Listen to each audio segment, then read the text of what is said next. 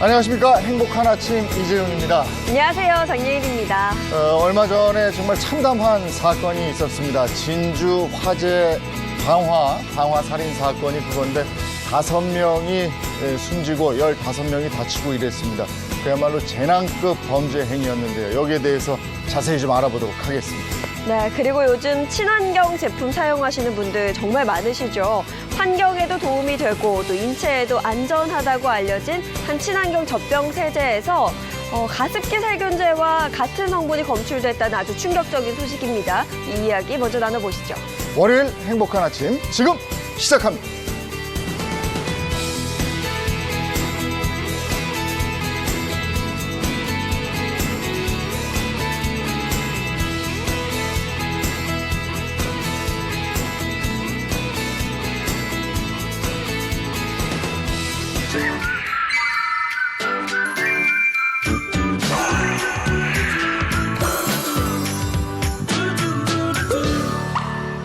네, 오늘도 좋은 정보들 알려주실 곽지연 산림 전문가 그리고 개그맨 이정수 씨 소개합니다. 안녕하세요. 네, 안녕하세요. 어서 오세요. 네, 안녕하세요. 네, 지금 앞서 얘기해 드렸습니다만 2011년에 가습기 살균제 사건 얼마나 놀랐습니까? 그런데 이번에는 또 친환경 제품으로 유명한 수입 제품에서 유아용 그 젖병 소독제죠? 네. 예, 여기서 또 그때 가습기 살균제에 썼던 내용물이 검출이 돼서 많은 분들이 깜짝 놀라고 지금 공분을 사고 있습니다. 네.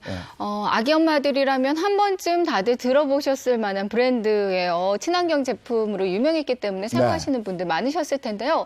저도 아이들 신생아 때 많이 사용했거든요. 이 소식 듣고 정말 충격이더라고요. 네, 식약처에서는 지난 17일 이 수입업체 제품에서 가습기 살균제에서 사용된 같은 성분이죠. MIT 성분이 검출이 됐다라고 전했고요. 더 이상의 이 수입 제품의 수입을 금하고 모든 제품을 전량 회수 또 폐기 조치한다고 전했습니다. 네. 아니 그 수입하기 전에 이미 그 확인해 보고 수입해야 되는 게 아닌가 생각합니다. 진짜 저는 아이 키우는 입장에서 요번 그 가습기 살균제 성분이 나왔다는 걸 얘기를 듣고 야 어떻게 이럴 수가 있나라는 생각이 들더라고요. 그러네. 네. 이 브랜드가 그 캐나다 친환경 브랜드로 좀 유명한 네. 회사예요. 나오고 있네요. 우리 국내 제품보다 가격은 한 2배가량이나 비싸거든요. 그럼에도 불구하고 안전하다니까 산 건데. 그렇죠. 안전하고 그리고 예. 또 친환경 치고는 거품이 좀 잘 나는 편이었어요. 예. 그래서 사용하시는 분들 많으셨을 텐데요. 이렇게 철석같이 믿었던 브랜드에 정말 뒤통수 맞은 상황입니다. 네, 국내에서는 이 가습기 살균제 사망 사건 이후에 지난해 4월 1일부터요, 이 가습기 살균제 사용된 성분이죠. CMIT와 MIT 성분이 포함된 제품을 생산할 수 없게 됐는데요. 이 업체에서는 이런 이야기를 하고 있어요. 원 제품에 있는 이 원재료 혼입으로 보고 있다. 저희가 이 본사에 따르면 제품의 MIT 성분을 사용하지는 않았다라는 주장인데요. 회수 제품에 대해서는 아직 원인 조사 중에 있습니다. 또 세탁세제나 섬유 유연제, 주방세제, 욕실 클리너, 욕조 클리너는 외부 기관에 의뢰 검사를 한 결과 MIT 성분이 검출되지는 않았다고 합니다. 본사에서는 그렇게 밝혔는데 아직까지 식약처에서는 나머지 제품에 가습기 살균제 물질이 나왔는지에 대한 정보는 제공하지 않고 있는 상황이거든요. 네. 그러니까 나머지 제품들도 과연 안전한 건지 우리로서는 불안할 수밖에 없는 상황이죠. 네. 이거 이미 사용한 사람들은 어떻게 해야 되는 겁니까? 조치가 취해지나요? 네, 당연히 환불 조치를 취했는데 문제는 바로 이겁니다. 이미 팔린 제품들에 한해서는 제대로 된 환불 정책이 마련되지 않고 있는데요. 본사에서는 이런 의견을 또 냈어요. 정품 인증이 된 그리고 공식 수입 업체에서 수입이 된 제품들만 환불을 해주겠다라고 해서 다시 또 문제가 되고 있습니다. 그럼 뭐 달리 수입돼서 막 유통이 됐는 모양이네. 네. 뭐 이런 거 말씀하시는 저도 사실은 병에 병행 수입이나 직구로 네. 몇 번 구매해 본 적이 있거든요. 네. 그러니까 본사에서 공식적으로 수입된 제품만 환불이 된다. 네. 병행 수입이나 직구 제품들은 환불 대상이 아니라고 그렇게 밝혔습니다. 네. 여기에 작년 생산분만 회수 대상이고요. 또 2017년 생산분은 회수 대상이 아니다라고 그러거든요. 그러니까 제품 용기 하단 바닥면에 로트 번호를 확인해 보시면 되는데요. 예. 앞에서부터 6번째 숫자가 8일 경우에만 환불이 가능하고요. 네. 7이면 이게 2017년 재작년 생산분이에요. 이거는 환불 받을 수가 그럼 없습니다. 뭐야? 2017년 거는 그럼 구성분이 안 들어있다는 거예요? 뭐예요? 그러니까요. 들어있는데도 안 해주겠다는 거예요? 네. 네, 저게 로또 번호인데 저게 완전 로또 번호예요. 저거 맞기 진짜 어렵잖아요. 그러니까요. 다 그러면은 환불을 받기 위해서 저렇게 까다로워서야 약간 부당한 게 아닌가라는 생각이 드네요. 그래서 지금 정말 불만들이 많은 상황일 수밖에 예. 없는 거죠. 우리 맘카페 같은 커뮤니티 있잖아요. 이런 데도 뭐 엄청나게 지금 많이 올라오던데요. 네, 예. 맞아요. 예. 아, 참, 이미 사용한 엄마들은 전전긍긍 할 수밖에 없는 상황인데요. 그러니까 신생아 때부터 이거 사용했던 분들, 그리고 쭉 사용하셨던 분들이 있을 텐데, 그래도 뭐 어떻게 보상받을 방법이 없을까요? 만약에 그 건강상의 위해가 발생했다면 손해배상 청구가 가능하다고는 하거든요. 네. 그러니까 건강상 위해가 발생했는지에 대한 입증은 소송에서 성분 감정과 병원 진료 자료를 통해서 입증한다고 합니다. 이게 지금 여기서 가습기 살균제 그 성분이 나왔기 때문에 그 2011년 가습기 살균제 피해를 한번 다시 점검을 해보면요. 가습기 살균제 이 사고로 인해서 공식적인 사망자 수가 239명입니다. 그리고 폐질환 형태로 발견된 게 1,528명이에요. 이게 정말 끔찍한 사건인데 이걸 우리가 겪었기 때문에 이번에 얼마나 또 불안하겠습니까? 네, 많은 엄마들이 또 깜짝 놀랄 소식이 아닌가 싶은데요. 이 가습기 살균제에서 사용됐던 이 성분이 젖병 세제에서 검출이 됐고 또 최근에는 아이들이 참 많이 사용하는 물티슈에서 유해 성분이 나왔다 이런 네. 이야기 들었어요. 아기 키우는 집에서는 물티슈 생활 필수품이잖아요. 네, 그렇죠. 없어서는 안 되는 네. 물질이긴 한데요. 2017년 한 브랜드의 아기 물티슈에서 유해 성분인 메탄올이 검출된 적이 있었습니다. 문제가 된 물티슈 회사는 꼼꼼한 제작 공정을 광고 문구에 넣을 정도로 공정 과정의 투명성을 강조해 왔거든요. 근데 이런 문제가 터지자 이제 메탄올을 의도적으로 넣은 건 아니다. 공정 관리가 허술해서 생긴 일이다. 이렇게 해명을 했기 때문에 더 공분을 사고 있습니다. 예. 이게 물티슈라는 게 그냥 단지 엉덩이만 닦는 게 아니고 쓰다 보면 이제 아이 입도 쓰고 몸도 닦아주고 얼굴 세수도 아침에 어린이집에 늦으면은 얼굴 세수 그냥 물티슈로 시키고 그랬거든요. 네. 근데 이렇게 아이 피부를 민감하게 생각하는 부모님들 입장에서는 요 사건도 굉장히 충격적이었어요. 이게 아이들 피부에 직접 닿는 거고 요즘 네. 많이 쓰고 어른들도 많이 써요. 그럼요. 요즘에 야외 활동 많아지면서 굉장히 많이 쓰고 걱정이고요. 현미유에서도 전에 한번 발암물질 나오지 않았어요? 네, 맞아요. 현미유에서 발암물질인 벤조피렌이 초과 검출된 적이 있었거든요. 그래서 제품이 판매 중단된 적이 있었고요. 11,000여 병을 회수한 적이 있었습니다.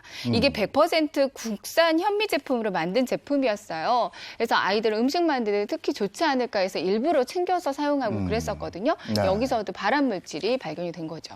야, 이거 일부러 좋은 거 먹인다고 비싼 돈 주고 사신 분들은 또 이분들도 엄청 억울하거든요. 참. 이게 지금 아이들 가습기 세제예요. 아니 아이들 젖병 네. 그죠? 입에 담고 이게 먹는 거란 말이에요. 근데 여기서 가습기 살균제 성분이 나왔다니까 지금 뭐 너무 놀랐고 물티슈도 그렇고 우리가 왜 식당 가서 무슨 뭐 냅킨 같은 거 이렇게 뽑아서 네. 왜 숟가락 젓가락 놓을 때 이렇게 밑에 깔고 놓는데 맞아요. 그렇죠. 여기도 무슨 형광물질 많이 있다고 그러고 화학 제품이 우리가 편해서 쓰는 건데 이게 지금 믿고 쓸 수 있나 이런 생각이 들거든요. 그러니까 이런 걸 다 꼼꼼히 점검해서 국민 안전하게 하고 이러는 기관이 있잖아요. 그런 데서 더 좀 신경 써주시고 무엇보다도 이 제품 만드는 분들 네. 내 아이가 쓴다는 생각으로 좀 해주셔야죠. 이런 거 막 넣어서 되겠습니까? 네, 맞습니다. 이런 생각이 듭니다. 네. 두 번째는 또 우리 두 번째 뭔지 한번 가죠. 네. 두 번째 키워드 보죠. 두 번째 키워드는 폭발입니다.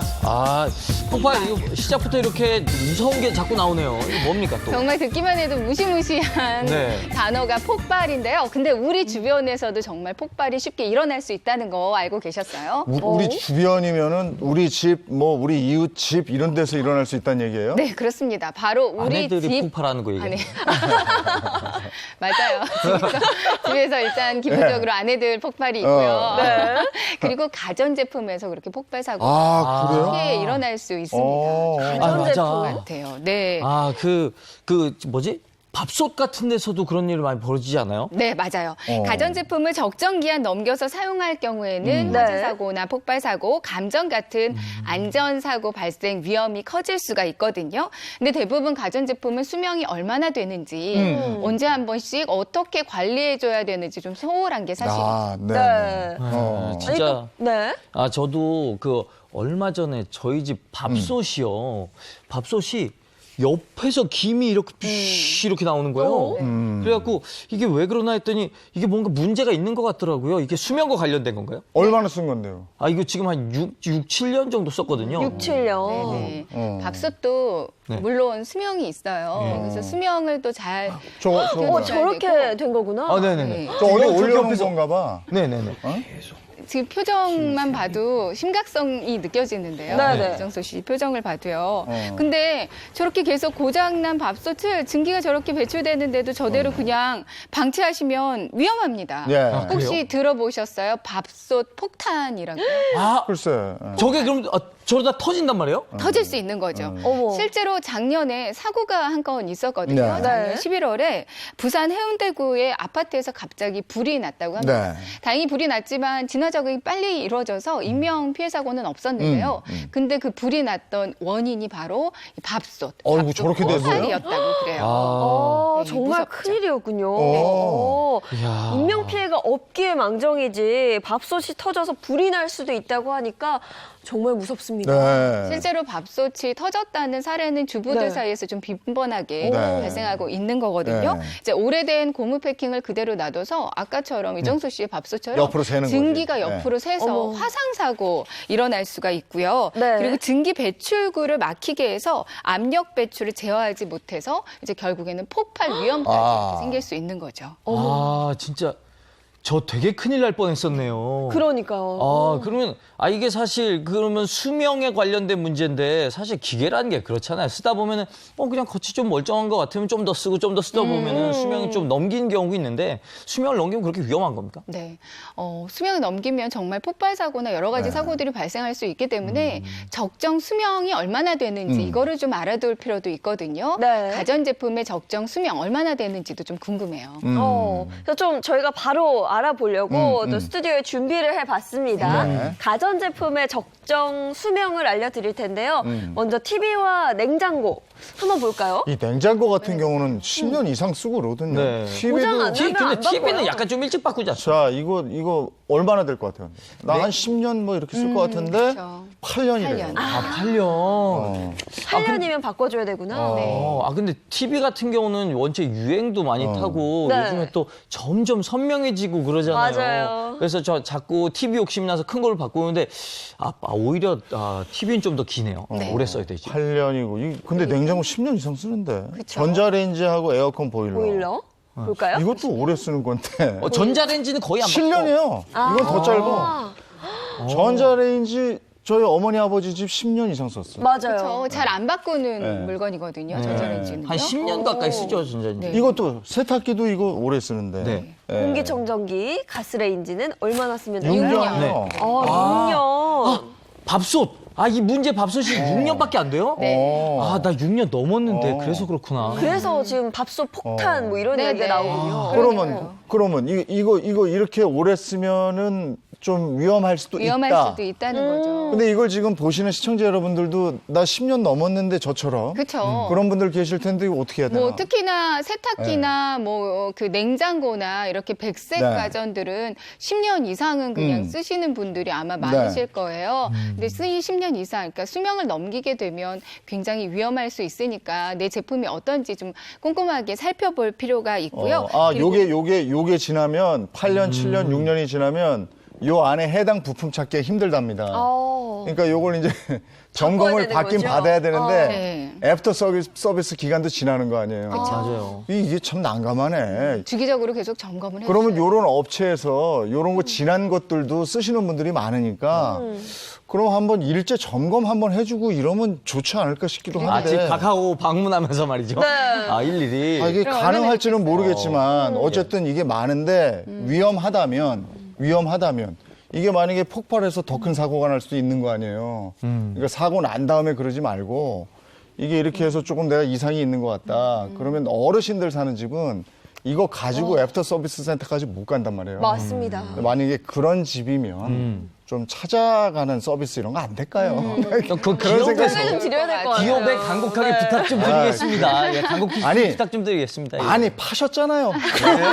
그럼 가서 이런 거 좀 해주면 어때? 가전제품 수명이 이렇게 네. 정해져 있기는 네. 하는데요. 네. 사실 집에서 우리가 어떻게 사용하는지에 따라서 네. 수명이 훨씬 더 단축될 수도 있고 조금 더 늘어날 수도 있어요. 근데 우리가 실수들을 많이 합니다. 네. 수명을 단축시키는 실수들을 많이 하곤 하죠. 네, 그 실수들이 뭔지도 좀 알아봐야 될 것 같아요. 가전제품의 수명을 줄이는 탑5 또 준비를 해봤는데요. 저희가 보면서 설명을 드리도록 하겠습니다. 먼저 첫 번째는요. 냉장고에 뜨거운 음식을 넣는다. 우리 종종 밥 이렇게 냉동실에 넣고 그러는데. 그렇죠. 얼려서 먹잖아요. 근데 시킨다. 뜨거운 음식을 곧바로 냉장고에 넣거나 냉동고에 넣잖아요. 그럼 네. 냉장고 내부 온도가 네. 상승해 버려요. 네. 그러니까 보관 중인 다른 음식이 쉽게 상할 수가 있고요. 냉장고의 기능도 떨어뜨리기 때문에 충분히 식힌 다음에 그 다음에 넣어주시는 게 좋습니다. 그리고 네. 냉장고 뒷면 보시면 먼지 배출구 있거든요. 네. 여기 부분에 먼지가 그득한데요. 네. 그거는 한 2달에 한 번쯤은 청소기 가지고 먼지를 빨아들여 주시는 게 이것도 되게 중요해요. 아, 2달에 한 번이요? 네. 아니 나 그게 그거 벽 6년 동안 쪽으로 하는 이렇게 붙어 있는데 네, 네. 그러면 실은 청소기를 네.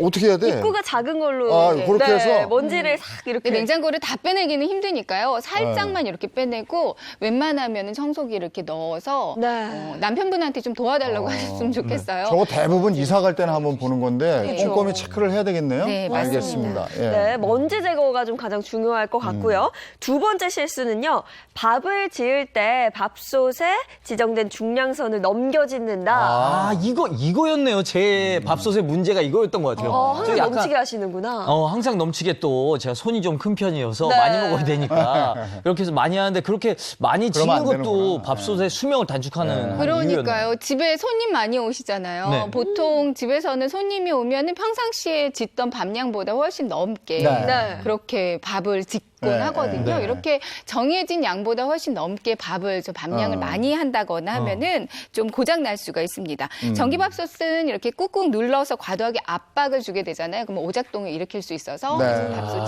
결국에는 고장 나게 되는 거죠. 알겠습니다. 네. 이제 밥을 적당히 지어야 돼요. 이성수 씨 아셨죠? 네네, 알겠습니다. 자, 그러면 세 번째 실수도 짚어보도록 하겠습니다. 세 번째 실수는요. 세탁기 위에 무거운 물건을 올려놓는다. 네. 이거 흔하지.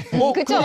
이거 근데 자주 이래요. 괜찮나? 우리 세탁기에 건조기도 있는데? 건조기 위는 이렇게 프레임 짜가지고 그 위에 올리니까 바로 올리는 게 아니라서 그거는 괜찮거든요. 근데 예. 여기가 좀 넓고 평평하다 맞아. 보니까 맞아요. 세제들, 네. 세제들 막 이렇게 올려놓잖아요. 근데 무거운 물건을 올려놓다 보면은 압박을 받기 때문에 그 내부, 세탁기 내부 기계가 좀 비틀어지면서 균형을 잃게 되는 경우가 있어요. 네. 그러면 고장 날 수가 있거든요. 그리고 또 한 가지 중요한 게요. 세탁기에 이제 세탁을 하실 때 옷들 있죠. 네. 네. 옷에 뭐 주머니, 바지 주머니 이런 데에 물건 들어있나 한번 보세요.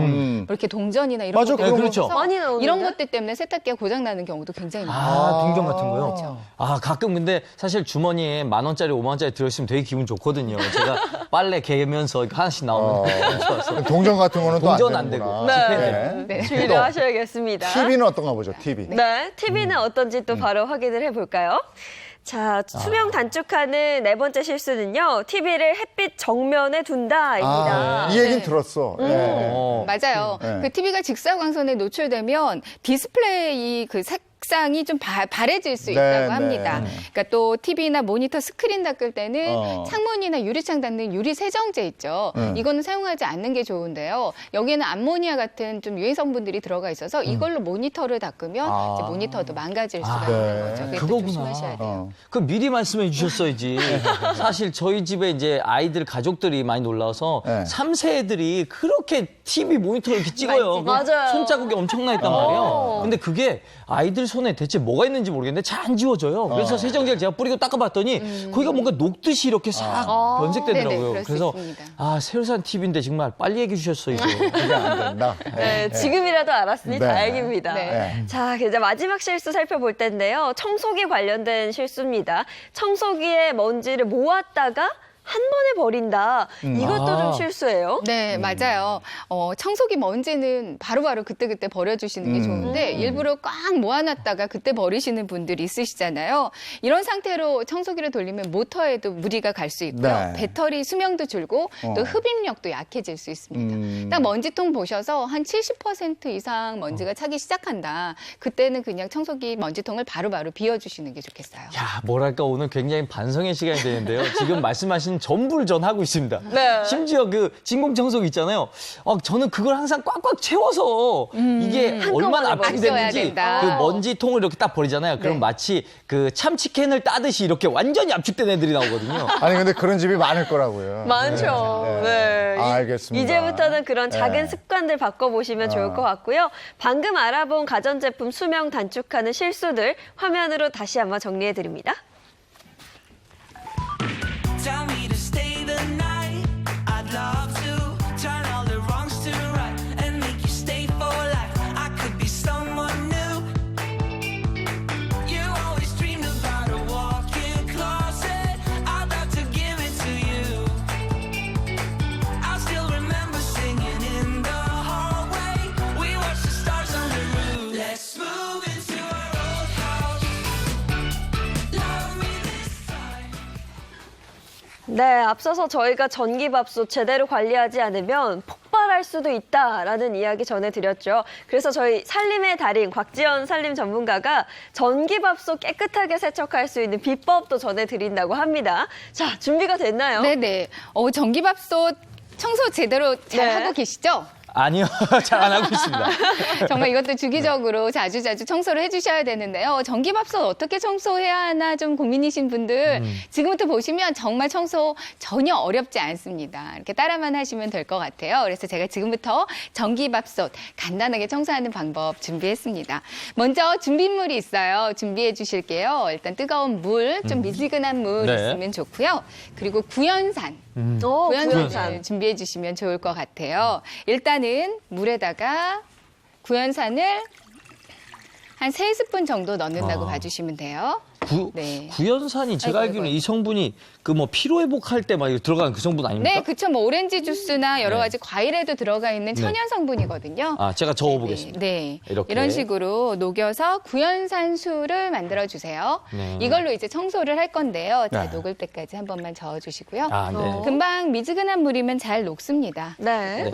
이제 여기 보시면 전기밥솥이에요. 사실은 이런 전기밥솥도 많이 쓰시고요.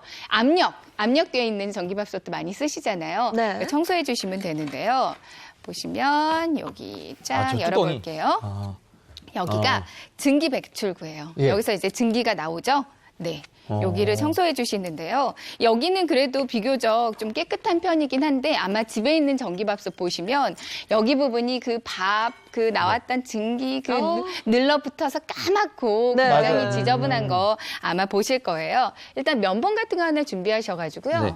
구연산수를 적당히 묻혀주시고 네. 여기 부분을 증기 배출구 부분을 구석구석 좀 닦아주세요. 면봉으로 닦아줍니다. 네, 이 아무래도 틈새가 뭐 칫솔이나 다른 것들은 들어가기 어렵기 때문에요. 이렇게 면봉으로 닦아주시는 게 깨끗하게 닦일 수 있거든요. 이렇게 보시면 비교적 깨끗한 거긴 했는데도 그래도 까맣게 먼지들이 나옵니다. 네. 이게 저희 집에는 종처럼 딸랑딸랑하게 생겼는데 네, 네. 그것도 이런 식으로 청소하면 되나요? 네, 그것도 빠질 수 있고요. 만약에 빠지지 못하는 부분도 있으니까 그럴 경우에는 면봉이 이제 구석구석 들어갈 수 있어요. 그래서 면봉으로 구석구석 닦아주시면 될 것 같아요. 네. 그리고 뒷부분 보시면요.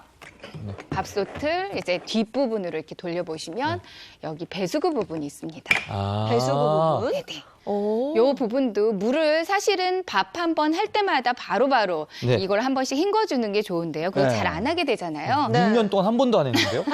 저거는 저기 떡져 있어요. 아, 맞아요. 진짜요? 네. 까맣게 아마 네. 그렇게 돼 있을 거예요. 여기도 역시 구연산수를 묻혀서 네. 닦아줍니다. 꼼꼼하게. 이렇게. 닦아주세요. 네. 근데 저 부분은 그래도 주부들이 많이 알고 닦아요, 잘. 네. 한 번씩은 닦으실 것 같아요. 네.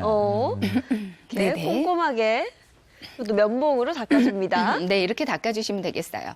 그리고 물로 한번 헹궈주시면 되거든요. 네. 배수구 부분을 이렇게 정리해 주시고요. 그리고 또 이 아까 증기 배출구 부분도 그렇게 닦아주시면 돼요. 네. 그렇게 닦아주신다고 생각하시고요. 그리고 또 전기밥솥 청소하실 때 굉장히 중요한 부분이 이 아, 고무 패킹. 오. 이걸 제가 요번에 증기가 새가지고요. 그거 뭐 제 SNS 친구들한테 물어봤더니 이게 뭐 1년에 한 번씩인가 네. 교체해야 되더라고요. 네, 오. 맞아요. 고무 패킹을 자주자주 교체해 주시는 게 네. 좋거든요. 이거 굉장히 고가는 아니기 때문에 네. 쉽게 이 전기밥솥 제품 파는 데 가시면 쉽게 구매하실 수 있습니다. 느슨해지는 모양이죠. 네, 느슨해지기도 하고요. 그냥 막 증기가 빠져나가기도 하거든요. 네. 근데 이 고무 패킹은 굉장히 쉽게 빼낼 수가 있어요. 네. 이렇게 안쪽에 있는 거를 그냥 이렇게 잡아당기면 바로 빼내지거든요. 네. 이것도 한 번씩 세척이 필요합니다. 네. 세척해 주실 때는 우리 네. 여기도 또 미지근한 물 놔뒀는데요.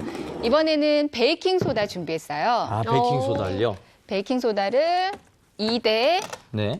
이번에는 또 이 구연산은이거든요. 네. 아까 사용했던 구연산을 또 1, 네. 우와! 2대 1 정도의 뽀글뽀글 비율로. 이거 왜 올라오네요. 요번엔 왜 이게 갑자기 푸악 이렇게 한 겁니까? 아, 이것도 그 알칼리성과 산성이 만나서 이산화탄소가 이렇게 발생되는 중이거든요. 네. 네. 여기다가 이렇게 거품이 부글부글 날 때 얼른 고무 패킹을 넣어주세요. 아, 이때 네네. 고무 아. 패킹을 이대로 넣어준 다음에 그러면 때가 계속 불려지거든요. 네. 한 20분 정도 이대로 방치한 다음에요.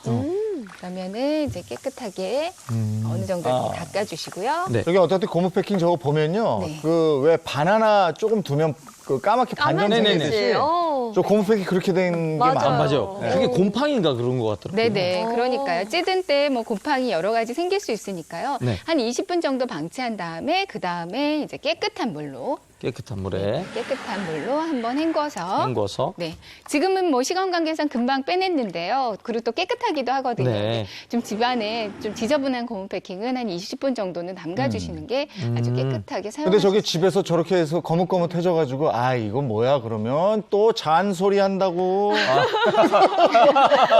그러면 또 밥솥 폭탄 아니고 아내가 폭발하죠. 아메가 폭탄이죠. 네. 네. 그러니까요. 고무 패킹도 그렇게 관리해 주시면 되고요. 그리고 이거는 이제 전기밥솥이라서 여기에는 없는데 우리 압력밥솥 집에서 많이 사용하는 거 보시면요. 여기 바닥 쪽에 쇠막대가 하나 있어요. 네. 얇은 이쑤시개처럼 쇠 이쑤시개처럼 쇠막대가 하나 있거든요. 네. 그거를 빼내주세요. 그걸 빼낸 다음에 우리 아까 전에 막 폭발사고 밥솥 폭발사고 났다고 그랬잖아요. 네. 그게 대부분은 증기 배출구가 막혔을 경우 그렇거든요. 아. 그 쇠막대로 증기 배출구 부분을 한 번씩 이렇게 눌러주시면 아. 지금 아, 자세히 화면에 보시면 나오고 있죠. 네네. 아 저기를. 구멍을 뚫어주시는 게 좋아요. 오. 저건 주기적으로 한 번씩 저렇게 뚫어주셔야 돼요. 예. 네. 저희 밥솥 지금 AS 센터에 가 있는데 돌아오면 저거 제가 직접 뚫어봐야겠습니다. 네. 그리고 이제 안에 보시면 네. 뭐 이제 좀 지저분하게 찌든 때도 많이 껴있거든요. 네. 그거는 아까 전에 만들었던 구연산수요. 네, 구연산수. 구연산수. 구연산수 이렇게 만들었잖아요. 네. 감사합니다. 네, 아, 제가 좋아해죠, 뭐. 필요한 거 있으면 언제든 말씀하세요. 네네. 행주에다가 한번 묻혀가지고요. 네. 네. 안과 밖을 좀 깨끗하게 닦아주세요. 아, 그리고 아까 구연산수랑. 네네 구연산수로 닦아주면 정말로 반짝반짝 아. 빛나게 깨끗하게 닦이거든요. 아유 반짝반짝 빛나네 진짜. 네네네. 주방 세제 같은 걸로 닦으면 안 됩니까? 네네. 주방 세제로 닦으면 거품이 있기 때문에요. 네. 또 다시 한번 그 거품을 아. 닦아주셔야 되잖아요. 맞아요. 일을 키우는구나. 네, 굉장히 일을 키울 수 있고요. 그리고 또 살균 소독 효과까지 구연산수는 있기 때문에 이렇게 구연산수로 닦아주시면 좋고요. 안쪽 부분도 이렇게 한 번씩 네. 구연산수로 닦아주세요. 어. 여기 부분도 한 번씩 닦아주시고. 구연산수가 좋은 게 저희 집은 가습기를 구연산수로 세척을 하거든요. 아, 진짜요? 그래, 그래. 정말 살균 효과가 있는 것 맞아요. 같아요. 네. 어. 그리고 이제 틈새 같은 경우는 아까 말씀드렸듯이 그 면봉 있죠. 네. 면봉에다가 구연산소 역시 묻혀서 그리고 나서 닦아주시면 됩니다. 이렇게 관리해 주시면 되겠어요. 이렇게 하고 나면 밥맛도 좋아질 것 같아요.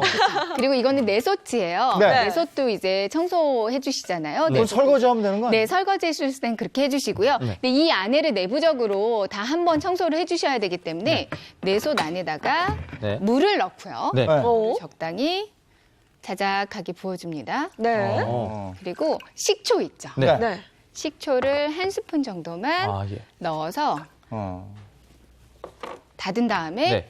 취사 버튼을 눌러주세요. 밥을 짓는 것처럼 이 안에 네. 내부를 다 살균 소독해주는 역할을 해주거든요. 이렇게 네. 해서 한번 증기 배출을 해주면 예. 이 안에까지도 깔끔하게 닦일 수 있기 때문에 이렇게 한 번씩 청소해 주시는 게 좋습니다. 꿀팁이네요. 네. 아, 이렇게 하면 나중에 혹시 밥에서 식초 맛이 나는 건 아닌가요? 그렇진 않고요. 그리고 물로 한번 헹궈주시는 게 좋고요. 네. 그리고 요즘에는 밥솥 보시면 자동 세척 기능이 있는 밥솥들이 많이 있어요. 그러니까 물 넣고 식초 한 스푼 넣고 자동 세척 기능 한번 버튼 눌러주시면 네. 이 안이 다 살균 소독이 되면서 깨끗하게 그러니까 건강한 집밥을 가족들한테 먹일 수가 있는 거죠.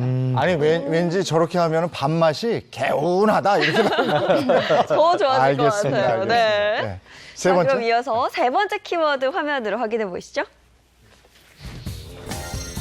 한눈에 보는 이슈 세 번째 키워드는 전자파입니다.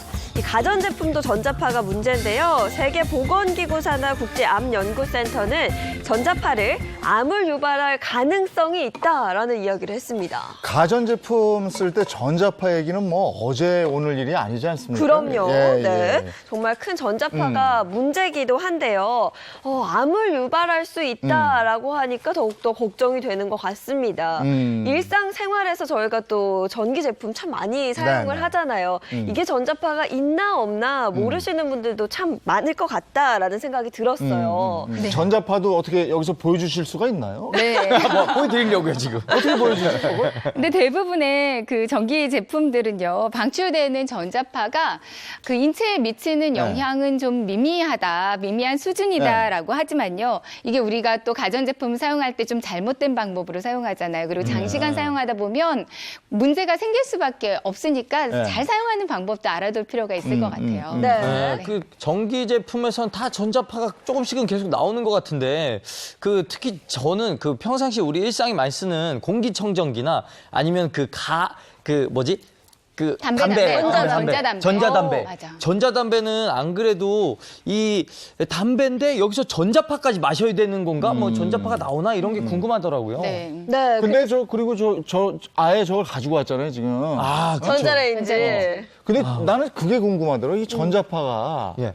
어떤 사람 저 앞에 쓰지 말라 그러고, 아, 어떤 사람 저 아예 근처도 가지 말라 그러고. 맞아요. 도대체 저게 어디서 그렇게 많이 나오는지. 저는 살짝 오른쪽에서 나올 것 같아요. 버튼 네. 누르는 데서 앞 아니에요? 앞쪽에서. 앞에서도 난 많이 앞일 것 나오고. 같은데요. 앞에서 근데 뒤에서 나오나? 국립전파연구원에서 네. 실험한 결과가 네, 있습니다. 네. 아, 그래요? 그 결과에 따르면요, 일단은 오른쪽에서 오른쪽. 오른쪽. 오른쪽이라면 이 친구의 오른쪽인 거죠? 이쪽인가요? 네네네. 전자제품의 오른쪽 부분에서 전자파가 훨씬 더 많이 나온다는 실험 결과가 아, 있었습니다. 이쪽인가 보네요. 이쪽. 네. 내가 서 있는 위치에서 오른쪽. 이거의 기준의 오른쪽인 것 같은데. 이제 우리가 사용하니까요. 네. 사용할 때 아, 사용자 오른쪽? 네네, 그럼 오른쪽 여기란 것 말이에요? 같아요. 아니 이거 헛갈리니까 아예 양쪽 옆으로 가지 맙시다. 네네, 맞아요.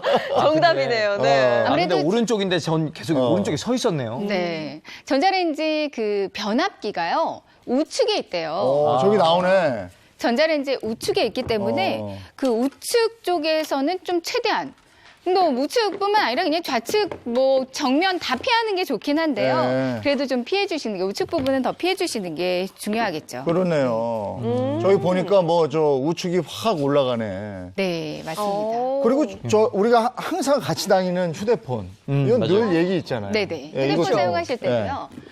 한 5mm 정도는 이렇게 떼어서 예. 떼내고 이렇게 사용해 주시는 게 좋다고. 예. 아, 그래요? 그럼 네. 잠깐만 이걸 약간 이렇게 떼서 쓰면 이게 잘 들릴까요? 네. 그냥 그러면 다 스피커폰은 그냥 이렇게 대화를 해야 될 것 같은데요. 네. 아, 전자파 걱정되면. 스피커폰도 괜찮네. 네, 이렇게 해서. 근데 비밀만 없다면. 다른 사람한테 다 공개되게. 네. 그렇죠. 그리고 무슨 요즘에는 차단 스티커 이런 거 막 붙이잖아요. 아, 맞아. 전자파 차단 네, 스티커. 네, 네. 근데 그게 진짜 효과가 있는지는 잘 그렇죠. 모르겠더라고요. 저도 그게 좀 네. 궁금해요. 네, 전자파 차단 스티커도 있고요. 가끔 보시면 이제 모니터에다가 네. 뭐 선인장을 하나 네. 놓기도 하시고 숯 같은 거 네, 갖다 그런 거요. 놓기도 하시고요. 스티커도 있지만 전기 뭐 담요 같이 전자파 네. 차단하는 덮어주기도 해요. 네, 네. 담요 같은 것도 있거든요. 근데 네. 역시 그 국립 전자파 연구소에 따르면요, 효과가 하나도 없다고 합니다. 하나도 없대요? 아, 그동안 선인장만 고생했네.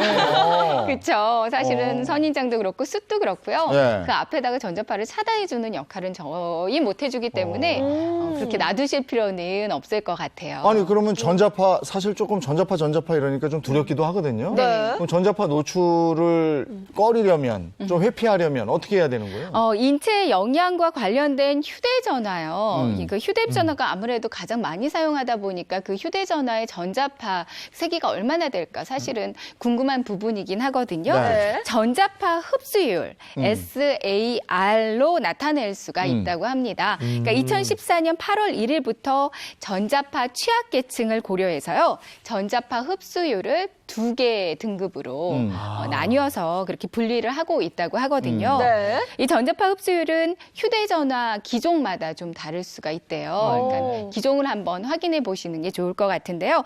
국립전자파연구원 홈페이지 www.rra.go.kr에서 모든 휴대전화 기종의 전자파 흡수율을 확인해 보실 수가 있거든요. 네. 그러니까 내 휴대전화가 어떤 기종인지 전자파가 얼마나 나오는지 홈페이지에 들어가셔서 한번 직접 확인해 보시는 것도 좋을 것 같아요. 그리고 저 전자파가 좀 부담스럽다 하시면 아까 정수 씨 얘기한 대로 약간 좀 약간 띄어서 떼고. 얘기하고 아니면 오. 그 스피커폰도 괜찮은 것 같고요. 그리고 오른쪽 귀, 왼쪽 귀, 한쪽 귀로만 들으시는데 번갈아서. 번갈아서. 아, 그것도 저는 자꾸 이쪽 귀로 하는데 저도. 이게 번갈아서 하는 게 좋다고 그래요? 네. 네. 그렇게 사용해 주시는 게 좋을 네. 것 같아요. 네. 그리고 생활 속에 전자파 줄이는 방법들이 뭐가 있을까 궁금하신 분들 많으실 텐데요. 네. 생활 속에서 우리가 좀 전자파를 줄일 수 있는 방법들이 생각해 보면 여러 가지 있을 네. 수가 있어요. 네. 그래서 여기 조금- 나와 있는 걸로 뭔가 보여주실 건가요? 네네, 그렇습니다. 아까 휴대전화 말씀드렸죠. 네. 5mm 정도 떼어서 사용해 주시고요. 네. 그리고 휴대전화는 번갈아 가면서 네. 이재용 아나운서가 말씀해 주셨듯이 번갈아 가면서 이렇게 사용해 주시는 것도 좋을 것 그리고 같아요. 이게 요거. 계속. 핸즈프리 뭐 이렇게 하든가. 예. 맞아요. 이거 헤어드라이어. 네, 맞습니다.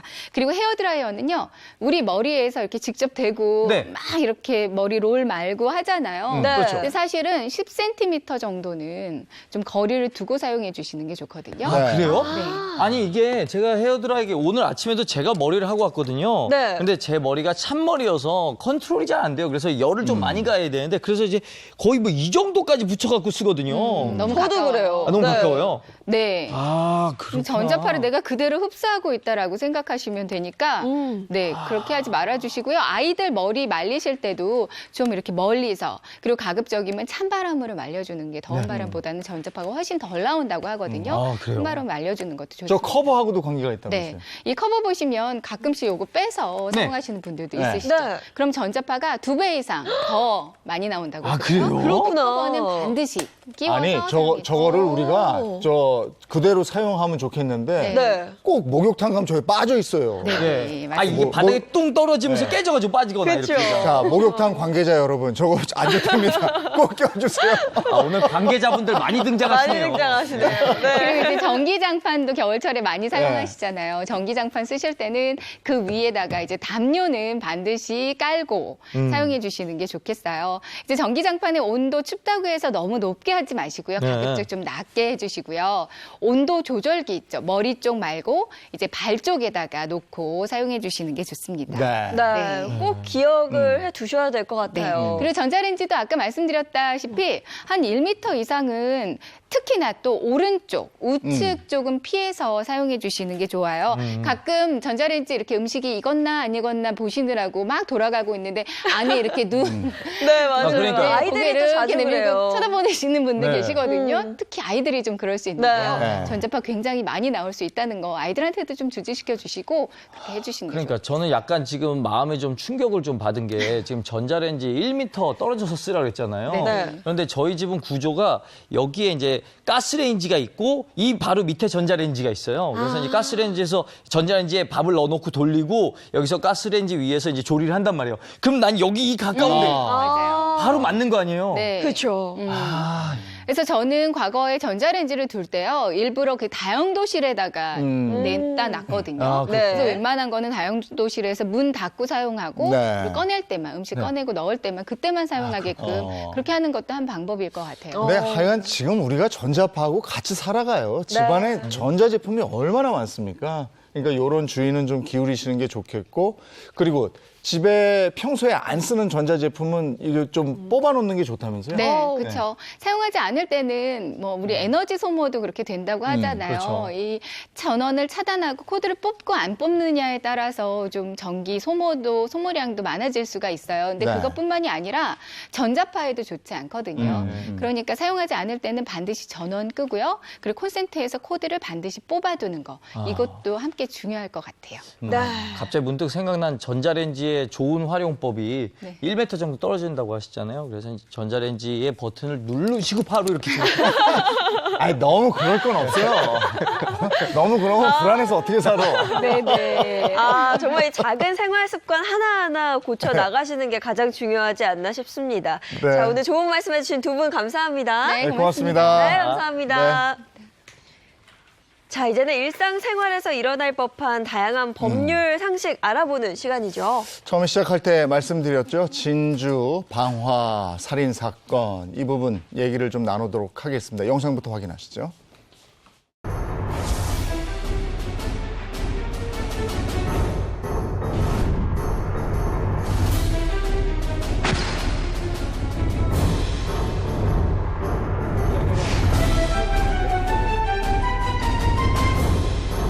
십 년 동안 다 꾸리가 많이 나왔습니다.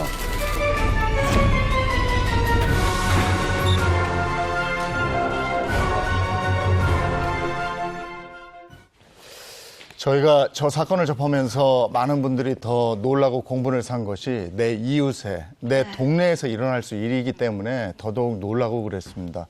지금 신상이 다 공개가 됐어요. 그죠? 그리고 국민청원에는 그냥 무관용의 원칙으로 엄벌하십시오 하는 게 12만 명 이상 올라왔다고 합니다. 네, 오늘 이 사건에 대해 자세한 이야기 전해주실 오수진 변호사 소개합니다. 안녕하세요. 안녕하세요. 네, 안녕하세요. 자, 이 사건 먼저 정리를 한번 해보고 가죠. 예, 지난 4월 17일 오전 4시 29분에 진주시 가좌동 한 아파트 4층에 사는 안인득 씨가 본인 집에 불을 질렀습니다. 네. 그리고 그 2층부터 4층까지 계단을 오가면서 대피하는 주민들에게 흉기를 휘둘렀는데요. 이 일로 인해서 12세 초등학교 6학년 여학생과 고등학교 3학년 여학생 2명, 그리고 50대, 60대, 그리고 70대 남성이 자상을 입고 사망을 했습니다. 네. 아, 정말 충격적인 사건입니다. 피해자 대부분이 여성과 또 노인이라는 점이 더욱더 화가 나는데요. 사건 이후에 좀 어떻게 됐을까요? 일단 네. 저렇게 지금 불을 지르고 네. 저기서 대피하기 위해서 나오는 사람을 대상으로 네. 흉기 범죄, 난동을 네. 벌였는데 그것도 또 노약자하고 여성을 대상으로 범죄를 저질렀다. 예. 참.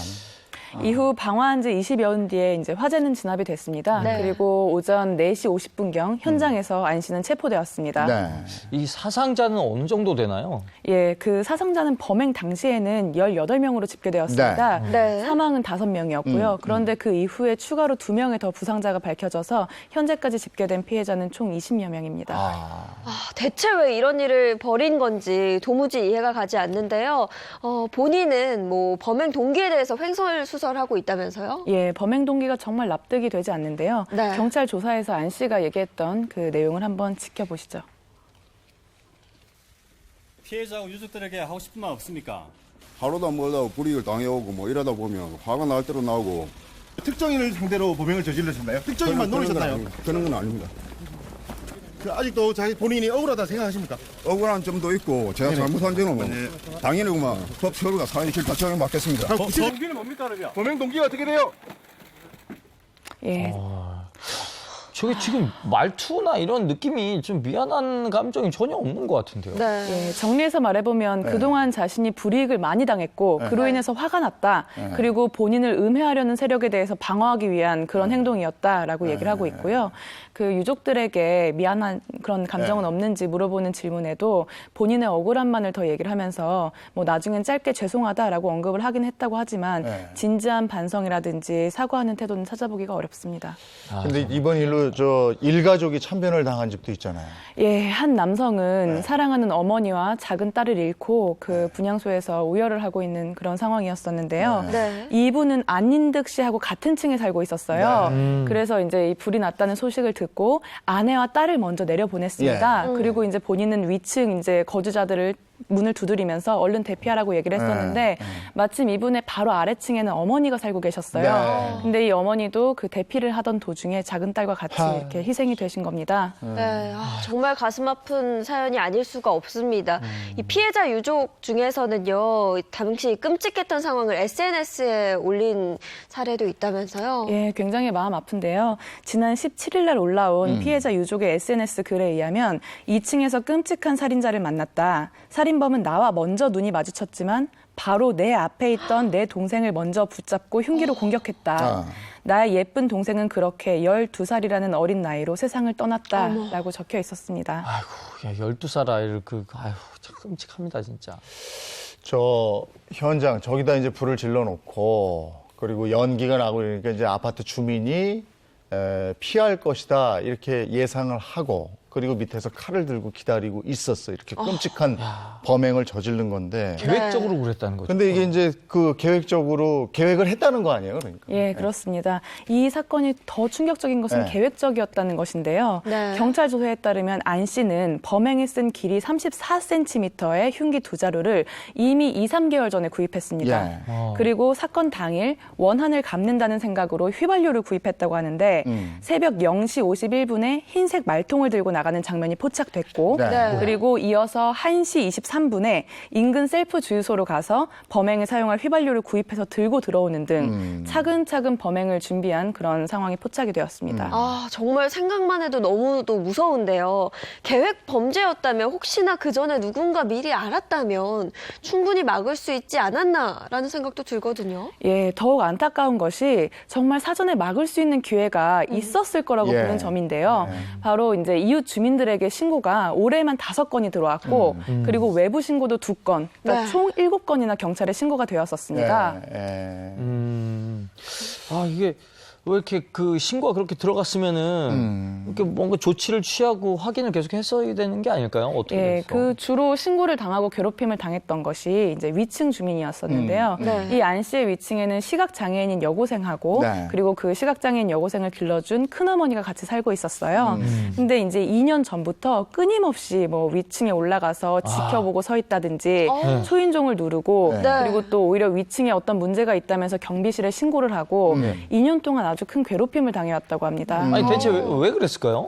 예, 그 신고된 내용들을 보면 뭐 윗집에서 벌레를 던진다, 그리고 뭐 시끄럽다 이런 내용이었는데 경비실에서 그런 신고를 받고 올라가 보면 저 장면이죠? 막상 그 집에는 사람이 없는 경우도 있었어요. 네. 지금도 화면을 보시면 초인종을 누르면서 이제 위협을 하는 것에 그치지 않고 지켜보면서 서 있죠. 그러니까 이 화면이 쫓아오니까 그 집에 사는 학생인 것 같은데 얼른 문 들어간 열고 거고. 들어간 거예요. 예. 근데 그 밖에서 계속해서 초인종을 누르고 위협하는 거죠, 이를테면. 그렇죠. 근데 저 일이 빈번해지니까 신고도 했었다는 거고. 네.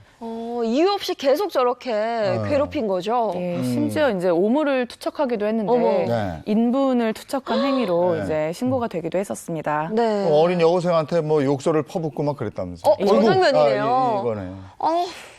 야, 집에다가 저렇게. 이게 아래층에서 계속 이러면 스트레스가 만만치 않거든요. 아니 저건 뭐 스트레스 정도가 아니고 인분을 그러니까요. 퍼붓는 정도면 네. 아니 저거는 저 경찰에 신고했을 때 네. 그 조치가 없었네. 난 그것도 궁금하고. 네, 사실 범죄 행위입니다.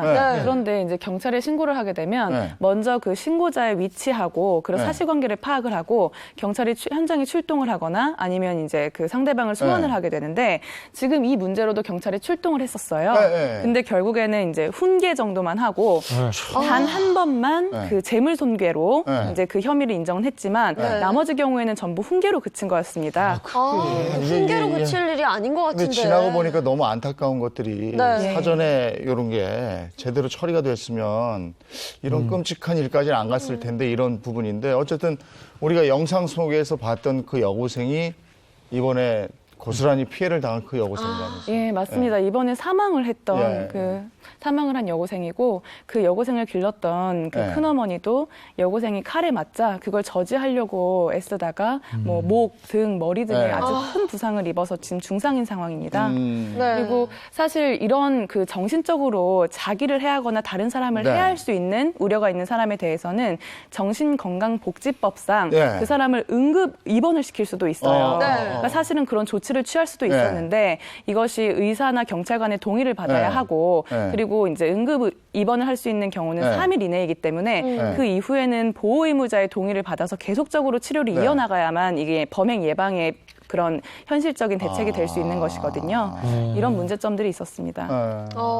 이렇게 괴롭힘을 당하고 CCTV 자료도 있었는데 왜 뭔가 사전 조치가 안 이루어졌을까요? 아니 근데 신고도 한 번만 한 게 아니고 제가 알기로는 한 7차례? 7번? 맞습니다. 네, 네. 이 문제점은 이제 지금까지 어떻게 보면 그 조현병이라는 것이 알려지고 있잖아요. 네. 근데 이제 이 안 씨는 네. 2011년 1월부터 2016년 7월까지 네. 총 68차례나 네. 그 진주의 한 정신병원에서 조현병으로 치료를 받았었는데 네. 최근 2년 동안은 치료 기록이 없었습니다. 네. 그렇다 보니 이것이 이제 경찰에서도 정신질환이라고 인식을 하지 않고 이웃 간의 분쟁 그리고 조금 더 심한 경우에는 재물 손괴 아까 그 오물 투척한 것 있죠? 예. 그렇게만 이제 입건이 되고 나머지는 주의를 줬던 것으로 그쳤던 게 문제였습니다.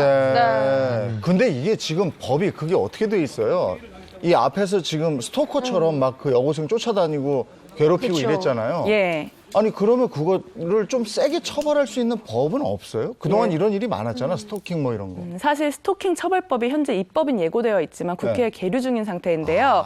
지금 이게 폭행이나 협박 정도에 네. 해당이 된다고 한다면 형법상 처벌이 가능한데 네. 지금 오물을 투척한 정도 네. 그리고 이제 집 앞에 가서 불안감을 조성한 정도는 네. 현행법상으로는 경범죄 처벌법상 10만 원 이하의 벌금, 구류, 과료 등으로 처벌하게 되어 있어요. 네. 그렇다 보니까 너무 처벌이 약하고 그래서 경찰에서도 이것을 재물손괴 형사상의 혐의를 적용한 것이지 경범죄 처벌법상 이게 스토킹으로 해서 그것으로 제재를 하진 않았던 것으로 보입니다. 그것도 그게 법의 취약점이기도 하네요. 예, 그래서 현재 그 강력하게 스토킹 네. 범죄를 처벌하자 특히나 이렇게 잔혹한 범죄로까지 이어질 수 있기 때문에 네. 그 위험성을 좀 인식을 해서 이제 입법이 예고된 상태입니다. 그리고 조금 전에 조현병 말씀하셨는데 예. 이게 이제 예전으로 치면 정신분열증 뭐 이걸 지금은 조현병 이러는 거 아니에요? 네. 근데 가족들도 병원에 입원을 시키려고 했는데 거부했다. 네. 이런 얘기가 나오던데 거부하면 안 들어가는 거예요? 그 본인의 동의 그리고 보호 의무자의 동의 이렇게 조건이 좀 까다로운 편이고요. 예. 그리고 이제 응급한 경우에는 아까 응급 입원에 대해서 예. 말씀을 드렸는데 네. 이것은 3일 이내로 제한이 되기 때문에 만약에 바로 입원을 시킨다 하더라도 예. 그 이후에 보호 의무자가 동의를 하지 않으면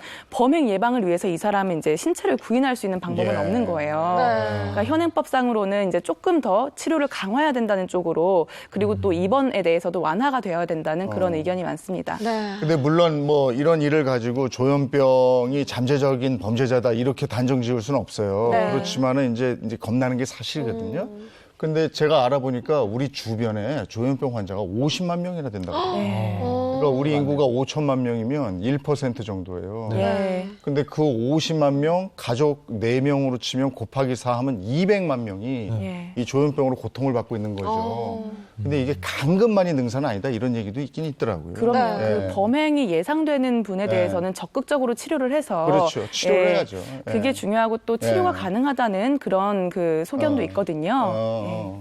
사전에 조금 더 적극적으로 안 씨를 제재했다면 어땠을까라는 생각이 계속해서 드는데요. 어쨌거나 이 사건은 살인 그리고 방화, 처벌은 좀 어떻게 받게 되나요? 예, 살인 및 방화의 그 경합범으로 처벌이 될 수 있는데요. 네. 먼저 방화 부분에 대해서 살펴보면 사람이 거주하거나 현존하는 그 건물에 대해서 방화를 하고 소해한 경우에는 무기 또는 3년 이상의 징역으로 처벌될 수가 있고 네. 그러다가 이제 사람을 상해에 이르게 한 경우에는 무기 또는 5년 이상의 징역으로 처벌될 수가 있습니다. 사망에 이르게 한 경우에는 사형, 무기 또는 7년 이상의 징역에 처해질 수가 있고요. 네. 그리고 이제 미리 준비한 흉기로 사람을 살해한 것은 형법상 살인죄, 그리고 또 미수에 그친 경우에는 살인 미수가 되는데 형법상 살인죄의 경우에는 사형, 무기 또는 5년 이상의 징역에 처해지고 유기징역에 처해질 경우에는 10년 이하의 자격정지가 병과될 수 있습니다. 이번 흉악한 범죄를 저지른 안인득 씨 예. 노모가 우리 아들에게 그 확실하게 벌을 내려달라 이렇게 얘기를 했다고 그러는데 맞습니다. 취재진에게 네. 정말 선처하지 말고 네. 정말 엄벌에 처해달라라고 얘기하면서 유족들에게 정말 미안하고 죄송스러운 마음이다라는 입장을 밝혔습니다. 이런 경우에는 어떻게 되는 거예요? 피해자 유족들한테 뭐 어떻게 해줄 수 있는 방법이 있는 거예요? 어떻게 예, 되는 적극적으로 이제 이주 지원이라든지 네. 그리고 앞으로의 그 심리 상담에 대해서 지원이 마련되고 있는 네. 상황인데 구체적으로 보면 직접 피해자에 대해서 이주를 원할 경우에 2년 동안의 그 임대료를 받지 않고 그리고 또 이제 뭐 무상으로 이주비를 지원하겠다라는 대책이 마련되어 있는 상황이고요. 네. 그리고 경상남도하고 진주시에서는 이 피해자분들이 원할 때까지 계속적으로 심리 상담을 제공하겠다라는 입장을 내놓았습니다. 예. 어제 희생자 중에서 한 분 첫 발인이 있었다면서요? 예, 유일한 남성 피해자였던 예. 70대 황모 씨의 발인이 있었는데요. 이 자리에는 진주시장하고 유족들이 참석을 했습니다. 예. 그런데 나머지 이제 그 4명에 대해서는 발인이 무기한으로 연기된 네. 네. 상태인데 그 이유가 바로 부상자 치료비에 대한 적극적인 지원 그리고 또 향후에 후유 장애가 발생할 수 있잖아요. 네. 그런 것에 대한 그 지원 문제가 조율이 되지 않았기 때문에 이 점이 해결될 때까지 무기한으로 연기된 상황입니다. 네. 아니, 그런데 이번 사건 말고도 이렇게 불특정 다수를 상대로 한 묻지마 범죄가 최근에 정말 많이 일어나고 있어요. 예, 정말 국민들을 불안에 떨게 하고 있는 그런 사건들이 많았었는데 작년 6월에 한 약국에서도 네. 이런 묻지마 사건이 일어났었습니다. 아, 무슨 일입니까? 약을 사러 들어온 게 아닌가 보죠? 예, 갑자기 한 남성이 약국으로 들어왔는데요.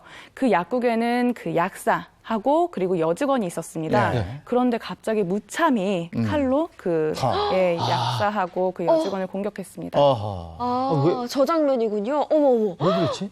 아니 저기는 저 약국이라는 데는 저 누구나 왔다 갔다 할 수 있는 곳이니까. 네. 무방비 상태 약사와 직원을 찌르네요. 어머. 어떻게? 원인은 밝혀졌어요? 충격적인데요. 왜 왜 그랬다는 그런 거예요? 거죠? 정말 심각했던 사건인데 네. 그 경찰 조사 과정에서 2015년부터 그 약국에 있는 약사와 뭐 직원이 네. 뭐 심한 욕설을 했다 네. 이렇게 주장을 했어요. 그런데 이제 조사 결과 사실은 일면식도 없었던 것으로 드러났던 것이었거든요. 네. 아니 처음 보는 사람한테 범죄를 저질러 놓고 일부 거짓말한 건가요? 뭔가요? 예, 실제로도 이제 미리 흉기를 구입해 놓고 그 약국 주변을 배회하면서 손님들이 좀 잦아들기만을 기다렸다가 이제 인적이 드문 시간을 찾아서 바로 들어간 다음에 이렇게 약사하고 그 직원을 공격했던 것이었습니다. 아, 그래서 그럼 그 약사분이랑 그 직원분은 지금 많이 다치셨나요? 안타깝게도 그 직원분은 사망을 했습니다. 아이고. 그리고 약사는 중상을 입었는데요. 네. 심지어는 그 경찰 조사 과정에서 그 직원이 사망했다는 소식을 듣고도 네. 안 죽었느냐라고 반문을 하면서 아주 뻔뻔하고 황당한 태도를 보이기까지 했습니다. 아니 어떻게 그렇게 뻔뻔할 수가 있죠? 예? 예, 그래서 이 가해자의 뻔뻔한 태도에 국민적인 공분을 사게 됐고 국민청원에는 가해자 남성을 제대로 처벌해달라 네. 이런 이제 의견이 올라서 14건이나 청원이 제기됐습니다. 네. 그리고 최대 19만 7,300여 명이 청원에 동참했습니다. 그랬군요. 아니, 처벌이 그래서 어떻게 됐어요? 좀 네. 강력하게 됐나요? 검찰은 범행수법이 굉장히 잔인하고 재질이 나쁘기 때문에 엄벌이 필요하다라고 해서 네. 무기징역을 구형을 했는데요. 네, 네. 재판부에서는 달랐습니다. 피고인이 범행을 인정하고 뒤늦게나마 반성하는 태도를 보이고 네. 있었고 이 사건에서도 조현병이 이제 받아들여졌어요. 그래서 심신이 미약한 상태에서 네. 범행을 했고 그래서 이 범죄가 잔혹했던 이유도 정신질환 때문이었던 것으로 보인다라고 하면서 네. 30년 오가면 징역 30년을 선고하고 위치 추적 장치 15년을 부착할 것을 명했습니다. 야, 이게 죽었다는 그 소식을 듣고서도 안 죽었냐고, 아직 안 죽었냐고 이런 얘기를 하는 사람인데 너무 약하게 처벌한 게 아닌가라는 생각이 드네요. 네, 맞습니다. 검찰에서도 이 피고인이 범행 당시 상황을 보면은 심신이 미약했다고 보기 어렵다. 왜냐하면 인적이 없는 시간을 이제 찾아서 공격을 네. 했잖아요. 네. 그렇기 때문에 너무 처벌이 약하다고 해서 항소를 했는데요. 결국엔 항소가 기각되어서 앞서 원심에서처럼 징역 30년과 위치 추적 장치 15년 부착 명령이 그대로 유지됐습니다. 피해자가 정말 억울할 것 같아요. 죄의 무게라는 게 상당히 무거운데 정신과 치료, 그 기록이 있어서 감형이 됐다면 너무나도 억울할 것 같습니다. 근데 이런 지금 묻지마 범죄에 대한 얘기 해드렸는데 굉장히 불안해요. 네. 그러니까 이렇게 걸어가다 내가 당할 수 있어요. 그럼요. 그리고 아무 이유 없이 불특정 다수를 상대로 하는 범죄이기 때문에 우리가 더 불안한 거거든요. 그래서 본보기로 이런 범죄 행위를 한 사람은 더 크게 처벌해야 되는 게 아닌가 이런 생각이 들거든요. 예, 일리가 있는 말씀입니다. 하지만 일단 그런 범죄 행위가 발생을 하고 나면 무고한 생명이 희생되기 때문에 일단 조기에 이런 정신 건강상의 문제를 발견하고 그리고 시스템을 재정비해서 이번 진주 사건에서도 이미 68차례나 조현병 치료 경력이 있는데 이 점을 포착하지 못했잖아요. 이것을 각 기관에서도 다 파악을 해가지고 특히 범행이 우려되는 자에 대해서는 입원이라든지 이런 조건을 완화해서 적극적으로 치료를 해서 예방하는 것이 더 중요하다고 봅니다. 이건 정말 사회적 문제거든요. 예.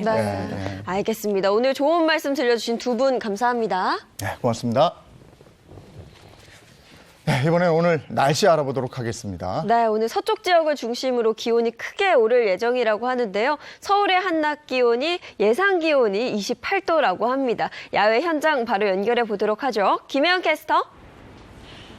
네, 행복한 주말을 보내고 찾아오는 월요일은 다른 요일과 달리 유독 몸도 마음도 피곤하게 느껴지시죠? 그래도 따스한 봄 햇살이 반겨주니 조금은 설레는 월요일 아침입니다. 오늘은 서쪽과 동해안 지역의 기온차가 무척 크게 벌어지겠습니다. 동풍이 불면서 동해 16도 등 동해안 지역은 평년 수준을 밑돌아 선선하겠지만 이 바람이 태백산맥을 넘어가는 과정에서 기온이 빠르게 올라 서울 28도, 상주 29도 등 서쪽 지역은 때이른 더위가 찾아오겠습니다. 한낮에는 반소매 차림도 덥게 느껴지겠지만 저녁이 되면 기온이 빠르게 떨어지니까요. 얇은 외투 꼭 챙기시기 바랍니다. 새벽보다 먼지 농도는 짙어졌습니다. 현재 서울과 세종, 충북, 경남에서 초미세먼지 농도 나쁨 수준을 나타내고 있는데요. 오전에 대기 정체로 중서부 지역과 영남에서 공기가 탁하겠고요. 서울과 인천, 경기 남부와 충남은 오후 들어 먼지 농도가 옅어지겠지만 밤이 되면 다시 높게 나타나겠습니다. 때문에 실시간 공기질 상황 자주 살피는 게 좋겠습니다. 건조함에는 계속해서 유의하셔야 합니다. 건조경보였던 영동 지역은 오늘 새벽 건조주의보로 한 단계 약화됐지만 여전히 중부와 동해안, 영남과 전남 일부에 건조특보가 일주일 넘게 이어지고 있습니다. 계속해서 화재 예방에 신경 쓰셔야 합니다. 현재 서울 13.5도 등 전국이 15도 안팎에서 출발하고 있습니다. 낮엔 맑은 하늘 아래 기온이 쑥쑥 올라서 서울, 대전 28도, 광주 27도 등 서쪽 지역은 25도를 웃돌겠습니다. 다만 일교차가 10에서 많게는 18도 이상 크게 벌어진다는 점 유의하셔야 합니다. 이번 주 비 소식이 잦습니다. 내일 아침 제주를 시작으로 오후에는 전국으로 확대돼 모레 오후에 그치겠고요. 목요일 오후부터 금요일 오전 사이 제주를 제외한 전국에 또 한 차례 비가 내리겠습니다. 비가 내리며 기온은 조금씩 낮아지겠습니다. 내일은 남해안과 제주, 지리산 부근에 강한 비바람이 예상됩니다. 시간당 20mm 이상의 비가 많은 곳은 120mm 이상이 쏟아지니까요. 미리 주변 점검 철저히 해주시는 게 좋겠습니다. 그럼 오늘 하루도 행복한 하루 보내세요. 지금까지 상암동 DDMC에서 날씨였습니다. 오늘 지구의 날인 거 아세요? 지구를 위해서, 지구를 지키기 위해서 하나뿐인 지구잖아요. 우리가 뭘 해야 되는지 알아요. 바로 그걸 하는 하루가 됐으면 좋겠습니다. 네, 저희는 내일 아침 8시 더욱 신선하고 재밌는 내용으로 돌아올게요. 네, 새로운 한 주가 시작된 월요일 힘내시고요. 행복한 아침, 행복한 하루 되십시오. 고맙습니다. 고맙습니다.